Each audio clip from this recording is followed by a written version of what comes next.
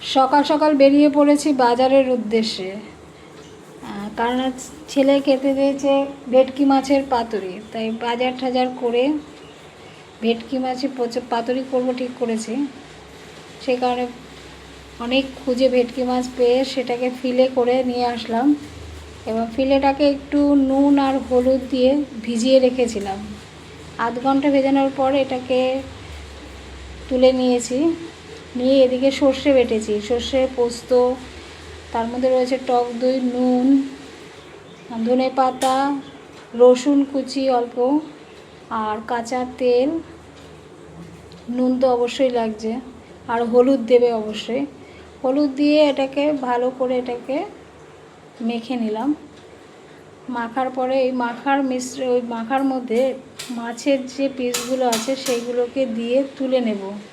তুলে নিয়ে কলা পাতাগুলোকে আগে প্রথমে ভালো করে একটু আগুনে সেঁকে নিলে না ওটা নরম হয়ে যায়। সেই কারণে কলা পাতাগুলোকে সাইজ করে কেটে এটার মধ্যে মাছটাকে পুড়ে সুতো দিয়ে বেশ ভালো করে আটকে নিতে হবে। আটকে নেওয়ার পর একটা কড়াতে বসিয়ে দিলাম। সামান্য হালকা একটু তেল চারিদিকে ছড়িয়ে দিয়েছি যাতে নিচ থেকে লেগে না যায়, সেই কারণে তেল দিয়ে নিয়েছি।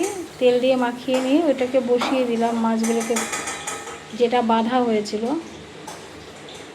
মিনিট 10-এর মধ্যে এটা দেখবে এটা হয়ে যাবে, অপর পিঠ দিয়ে দেবে। এই যে রেডি ভেটকি মাছের পাতুরি।